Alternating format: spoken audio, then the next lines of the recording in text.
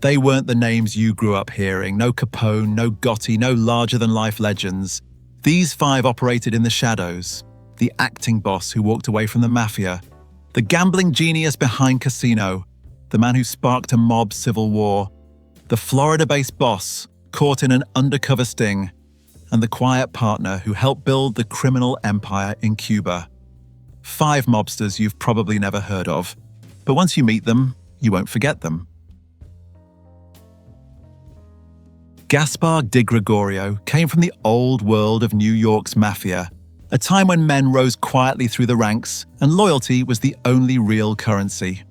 Born on October 4th, 1905, he spent decades inside the Bonanno family, building influence without drawing attention.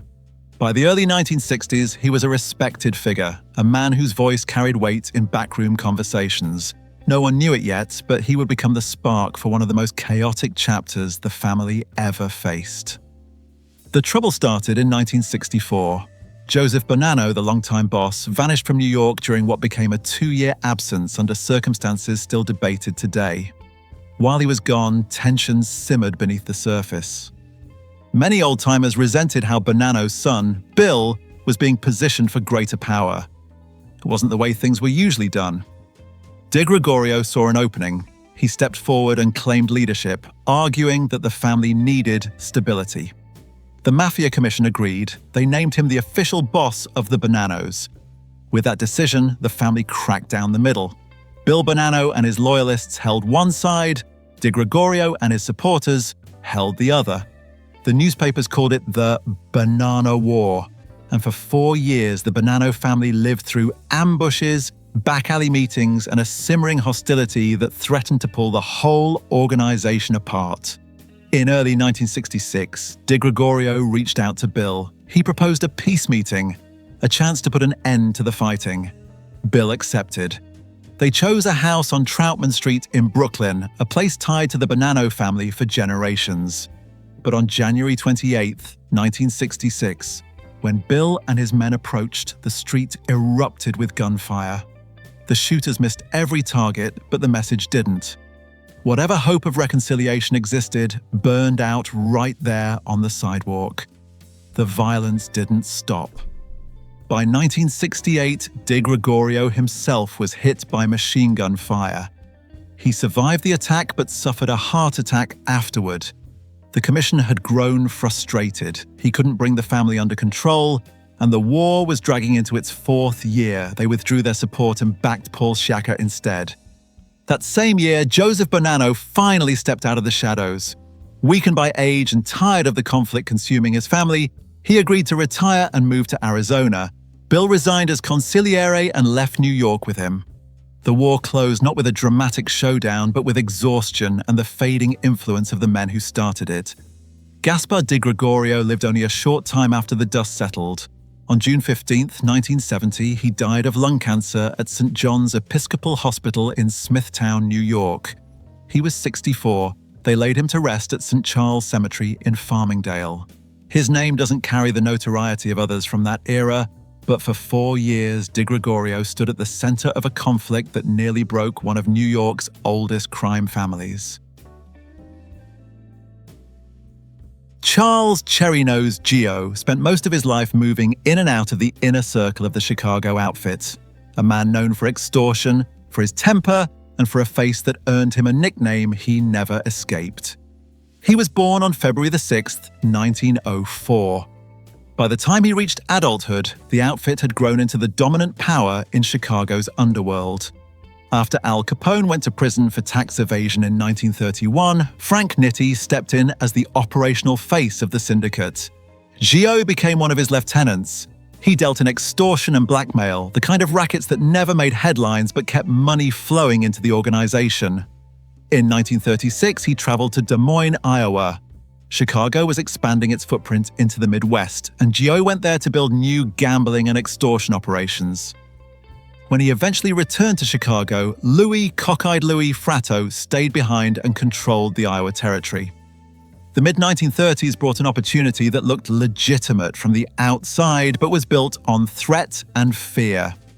GIOE, along with Paul the Waiter, Rika, and Louis Little New York Campagna, helped fund an extortion racket run by Willie Morris Bioff and George Brown.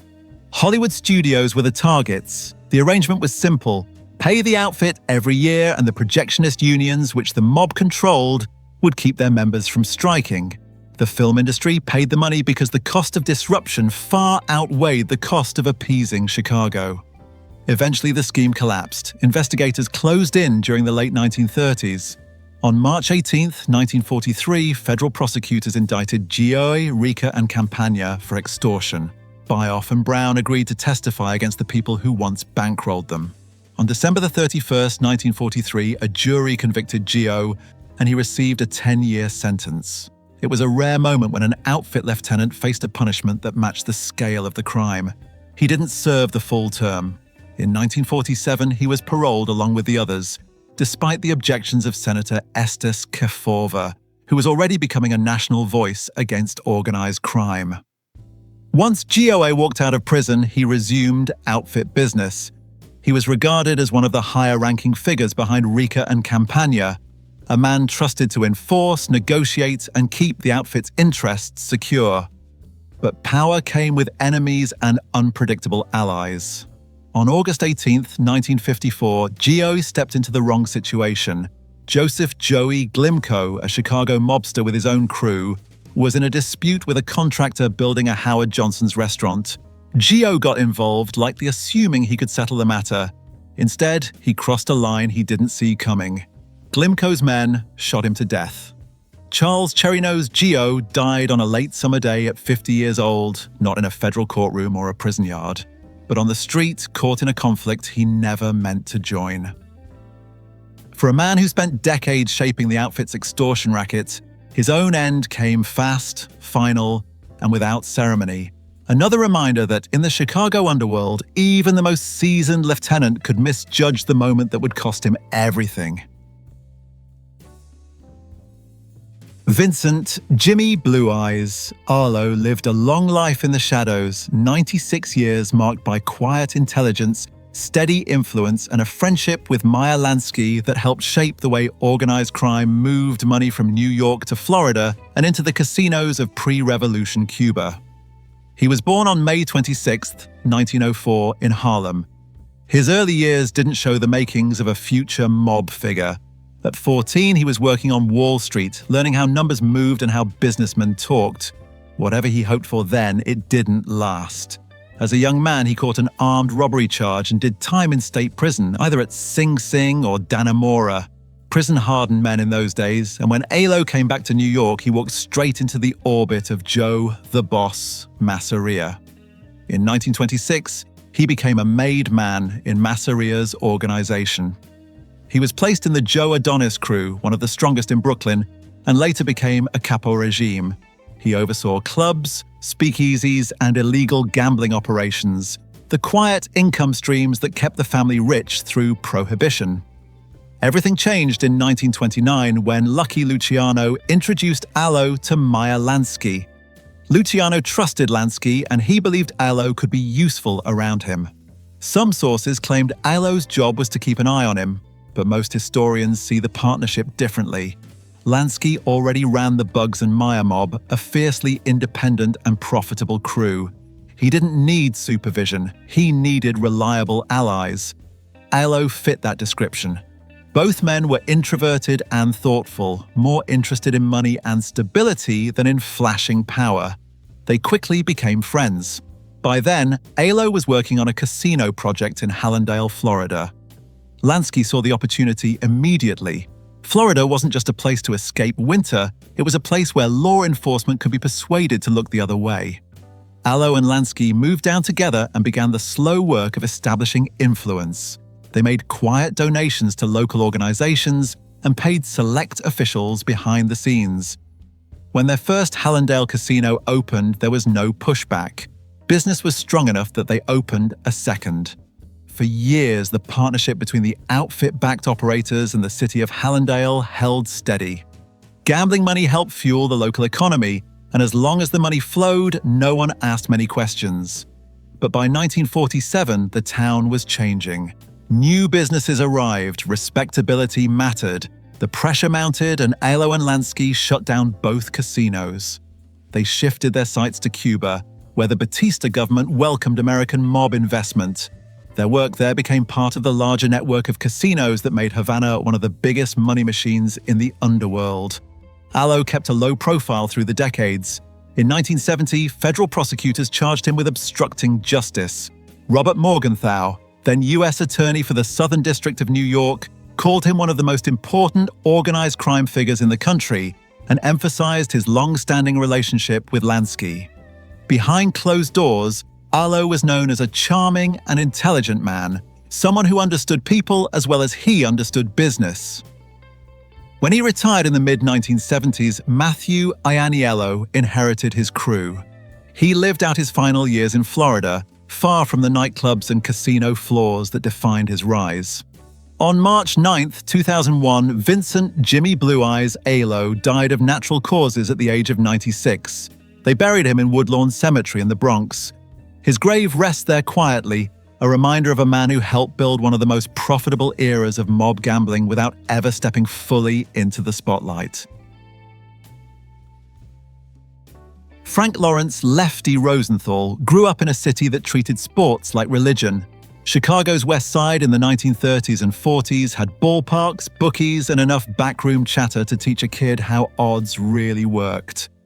Rosenthal learned early. He sat in the Wrigley Field bleachers, cutting class to watch games and study the numbers behind them. His father owned racehorses, which meant the boy spent time around paddocks and parlors where money changed hands with quiet efficiency. By the time he reached adulthood, he didn't just understand betting, he understood the psychology of gamblers. In the mid-1950s, his talent caught the attention of the Chicago outfit. They chose him because he could calculate odds with a precision few men possessed. From Cicero, he ran what was then the largest illegal bookmaking office in the country, hiding it behind a home improvement company. The operation stretched far beyond bets. He and outfit associates bought influence the same way they bought point spreads, paying players to shift outcomes. When federal charges started piling up, he pulled his entire setup out of Illinois and headed south to Miami's North Bay Village. By 1961, he was a national name among bettors and gamblers. Miami police saw him with Jackie Cerrone and Fiore Buccieri, both prominent outfit figures. The attention drew Congress. Senator John McClellan's subcommittee subpoenaed him and questioned him about fixing games. He responded by invoking the Fifth Amendment 37 times. That silence kept him out of prison, but Florida racing officials barred him from the tracks. More arrests followed. His only conviction came in 1963, when he pled no contest to allegations he had bribed an NYU basketball player during a point-shaving plot connected to a North Carolina game. During those years, he was also linked to bombings in the Miami area. The FBI built a file on him that ran more than 300 pages. By 1968, he'd had enough of the Florida spotlight. Las Vegas offered something else, a city rising fast, fueled by cash, ego, and the idea that anything could be controlled if you had the right people watching the table. At 40 years old, Rosenthal walked into the Stardust as a pit boss. That should have been a modest position for a man of his reputation. Instead, it became the first step in a quiet takeover. His gambling knowledge impressed the people who mattered. Soon, he was the de facto head of Argent Corporation, which controlled the Stardust, Fremont, Marina, and Hacienda. The Chicago outfit held the strings, and Rosenthal was their man on the casino floor. He changed the industry while pretending not to run it. He created the first full-scale sportsbook inside a casino, and the Stardust turned into a global hub for bettors. He filled blackjack pits with female dealers, and profits surged. He modernized the Strip without ever holding a Nevada gaming license. By 1976, the state took notice. The FBI and the Las Vegas police documented that he was secretly operating 4 outfit-controlled casinos. The Gaming Control Board called him to a licensing hearing led by Chairman Harry Reid, the same man who would later become Senate Majority Leader. Rosenthal's arrest history and his childhood friendship with Chicago enforcer Anthony Spilotro made the decision straightforward. He was denied. This didn't slow him down professionally, but his personal life drifted into dangerous territory. On May 4th, 1969, he married Jerry McGee.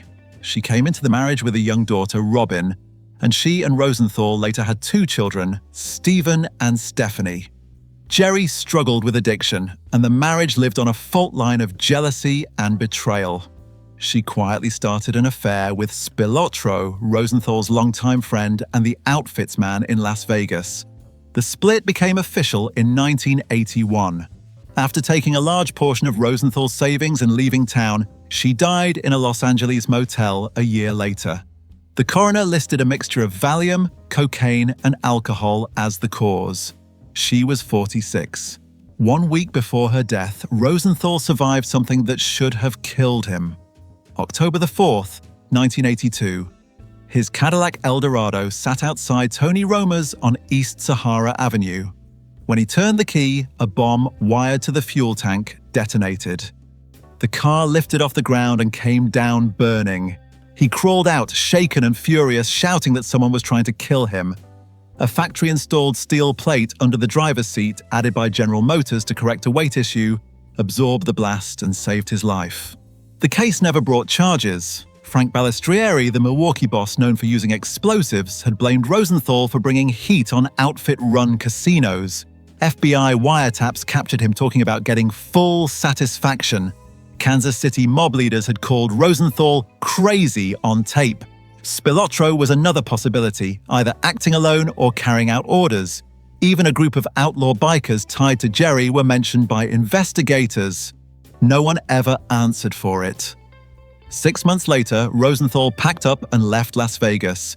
He moved to Laguna Niguel, kept his focus on his kids, and stayed out of the casino business. Nevada's patience was short. In 1987, the state placed him in the Black Book, banning him from every casino. He fought it with the help of his attorney, Oscar Goodman, but the Nevada Supreme Court reinstated the ban in 1991. He continued moving from California to Boca Raton, where he ran a sports bar called Crocs, and eventually to Miami Beach. There he shifted to offshore sports betting operations and a website that catered to the same world he'd known his entire life. Frank Rosenthal died on October 13, 2008 at 79 years old. After his death, a Las Vegas Review-Journal reporter revealed what only a handful of the agents had known. Rosenthal had been a top-tier FBI informant for years. His late wife, Jerry, had cooperated with the Bureau as well. In 2011, the government released his FBI file to the public. It confirmed what many suspected, that the man who helped reshape Las Vegas gambling lived his life in the middle of a quiet war between the outfit and the federal government, surviving it long enough to see his story turned into a Hollywood myth. It started in Brooklyn long before Alphonse Little Al Darko ever sat in the top seat of the Lucchese family. July 28, 1932. Williamsburg was a working-class maze of brick tenements and stoops back then, tucked near the Navy Yard. Darko was a Catholic school kid who didn't quite fit the mold. He walked out of the high school at 15 and never looked back. By 1951, with the Korean War raging, he signed up for the army. 2 years later, he came home with an honorable discharge, a new wife, and eventually 5 children. One of his boys, Joseph, would follow him into the life. Brooklyn in the 1950s had its own gravity for young men like Darko. Crews didn't look like criminal syndicates from a distance, they looked like neighborhood fixtures. That was how he slipped into the orbit of the Vario crew in Canarsie. Paul Vario ran it, a veteran capo with a long reach. Around 1959, Darko crossed paths with another rising figure, Victor Amuso. Their relationship would shape the next 3 decades of his life. The life came with a price. In the 1960s, Darko caught a drug case and spent several years upstate. When he walked free, the Lucchese family was under the rule of Anthony Tony Ducks Corallo, a quiet strategist who valued discipline. Even so, the family wasn't opening its books. Darko waited a long time for formal membership. It finally came on August 23, 1982. He was 50 years old when he became a made man. Not long after, he opened La Donna Rosa, an Italian restaurant in Little Italy. To the public, it was another neighborhood spot. To the Lucchese's, it was a reliable meeting ground where deals moved quietly between plates of pasta. Darko made money the way most mid-level mob figures did in those years. Bookmaking, loan sharking, the occasional drug deal when the payoff made it worthwhile. Over time, he was pulled into darker work. 10 murders are tied to his criminal career, along with a long list of charges: extortion, robbery, arson, tax schemes, counterfeit operations, narcotics, burglaries, hijackings, assaults. In 1983, he was convicted of heroin trafficking and did 4 years. The system turned him loose in 1986. That same year, Victor Amuso took control of the Lucchese family. By 1988, Anthony "Gaspipe" Casso was his underboss. When Paul Vario died in federal custody that same year, the Lufthansa heist still hanging over him, Amuso handed Darko the old Vario crew. 2 years later, he tapped him for a construction committee designed to manage the family's union influence and coordinate with the other New York families. It was a sign of trust. It was also a sign that the stakes were getting higher.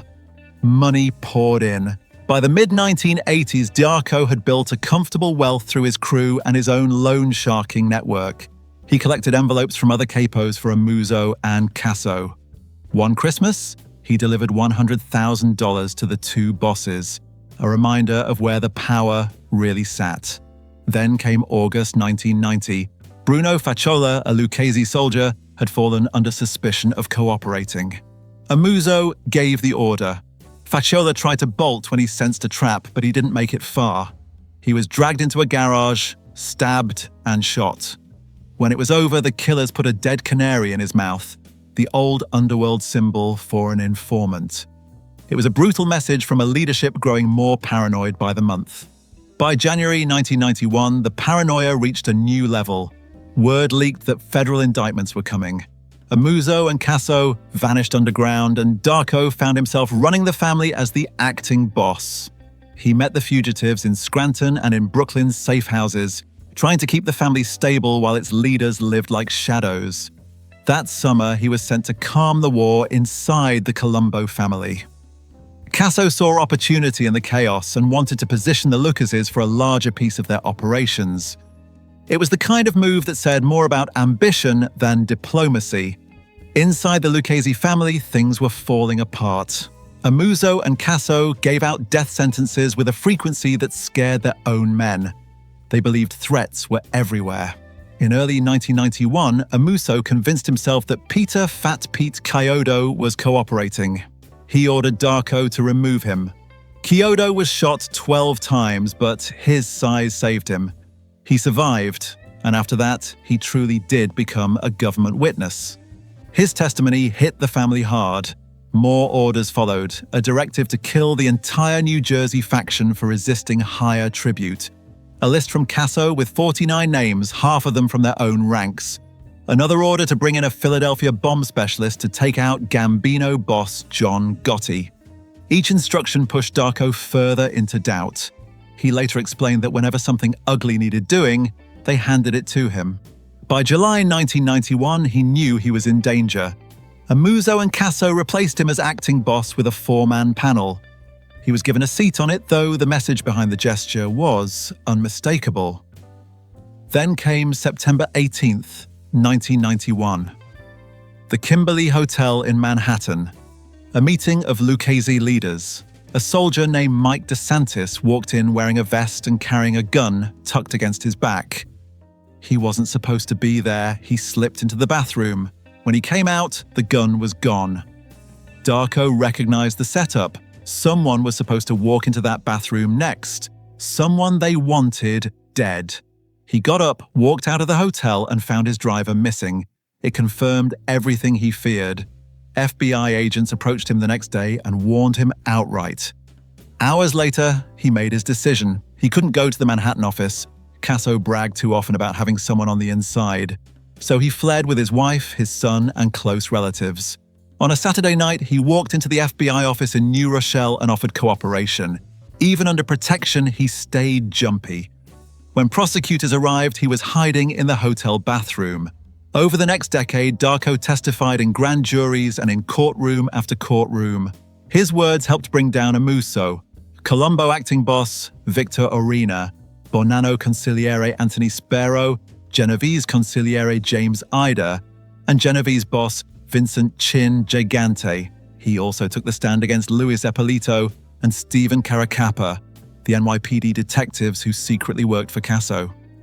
With other Lucchese defectors, he helped tear apart the organization he once served.